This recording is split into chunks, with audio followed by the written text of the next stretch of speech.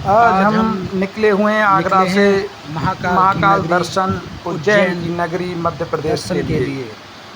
हम आज अपनी फैमिली के साथ गाड़ी के द्वारा ऑन द वे रास्ते में जा रहे हैं पहुँचे हुए 2 और स्टॉपेज शाम लेते को हुए 8 बजे तक हम ऐसा उज्जैन माना जाता है कि पहुंच जाएंगे।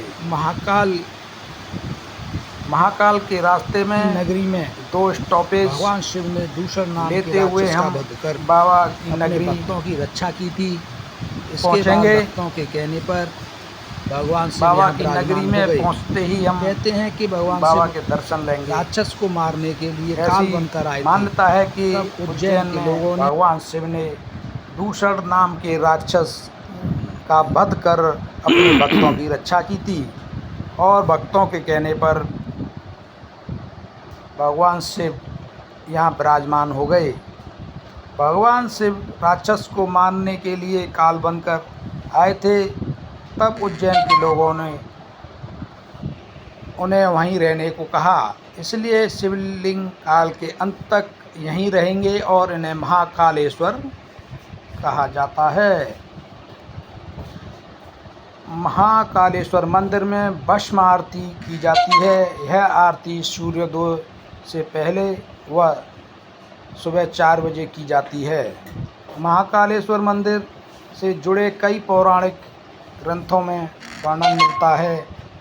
मान्यता है कि उज्जैन के राजा धीराज बाबा महाकाल हैं।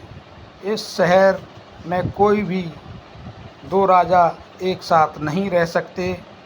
यदि वो रात को यहाँ रुके तो उनका जो सिंहासन है, जो राज है, वो खत्म हो जाएगा। भगवान शिव से प्रार्थना कर अपने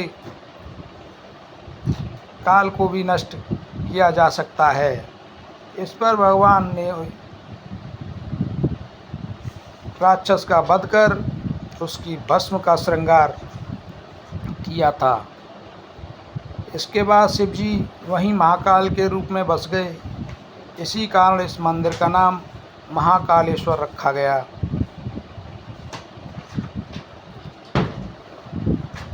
महाकाल मंदिर में भक्तों का तांता लगा रहता है और सदियों पुराना मंदिर होने के कारण आज भी चौंकाने वाले रहस्य महाकाल की नगरी में देखने को मिलते हैं। इस मंदिर के कुछ रहस्य और भी चौंकाने वाले माने जाते हैं। ऐसा कहा जाता है कि बाबा का आशीर्वाद लेकर व्यक्ति जन्म मरण से छूटकर मोक्ष को प्राप्त करता है। महाकाल की नगरी में रात में कोई राजा नहीं रुकता। ऐसा कहा जाता है कि यहाँ के राजा महाकाल हैं। जो राजा यहाँ रुकता है उसका राजपाट सब नष्ट हो जाता है, फिर उसकी मौत हो जाती है। इन बातों का कितना आधार है यह तो हम नहीं जानते, लेकिन अभी यहाँ आप इन सब बातों को सुन सकते हैं। महाकाल के अलावा केवल विक्रमादित्य ही ऐसे राजा थे जो उज्जैन में रात विश्राम किए। इसके अलावा किसी राजा ने यहाँ रात नहीं बिताई। मान्यता के अनुसार दूषण नाम के राक्षस के कारण अवंतिका में आतंक हुआ करता था। नगर के लोगों ने भगवान शिव से प्रार्थना की कि वो नष्ट हो जाएं। इस पर भगवान ने उसको भस्म कर दिया और उसकी राख से श्रृंगार कर लिया। इसके बाद शिव जी वहीं महाकाल के रूप में बसे। इस कारण इस मंदिर का नाम महाकालेश्वर रखा गया। इसी वजह शिवलिंग की भस्म से यहाँ आरती होने लगी। शिव पुराण के अनुसार कहा जाता है कि भस्म सृष्टि का सार है। एक दिन दुनिया भस्म में बदल जाएगी और इसी को भगवान शिव सदैव धारण किए रहते हैं। इसका अर्थ है कि एक दिन यह संपूर्ण सृष्टि शिव जी में विलीन हो जाएगी। भस्म तैयार करने के लिए प्राकृतिक चीज़ों का इस्तेमाल किया जाता है। भगवान शिव के दर्शन के अलावा यहाँ और भी अन्य मंदिर हैं जिनके दर्शन कर आप अपनी मनोकामनाओं को पूर्ण कर सकते हैं।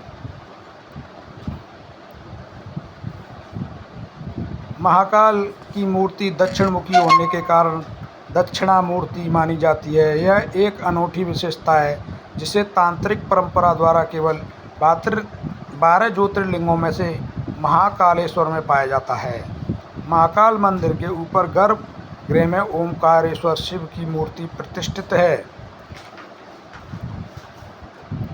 राक्षस को मारकर इस नगरी को महाकाल की नगरी माना जाता है, क्योंकि यहाँ काल का अंत हुआ था और जब तक काल रहेगा तब तक महाकाल की नगरी में शिव विराजते रहेंगे।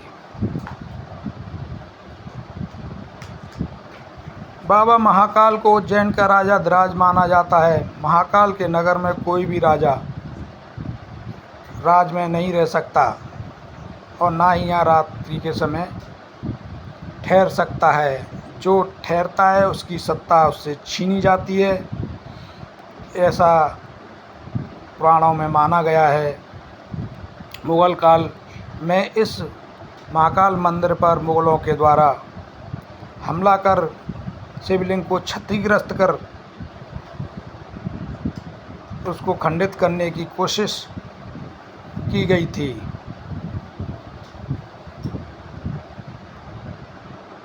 यह देवताओं का शहर है। स्कंद पुराण के अनुसार उज्जैन में 84 महादेव, 64 योगिनी, 8 भैरव और 6 विनायक हैं। महाकवि कालिदास ने उज्जैन की सुंदरता की प्रशंसा की और उनके अनुसार उज्जैन स्वर्ग का एक गिरा हुआ भाग है। यहाँ श्री कृष्ण भगवान ने भी शिव जी की पूजा की और उन पर जलाभिषेक किया था, क्योंकि उन्होंने यहीं अपनी शिक्षा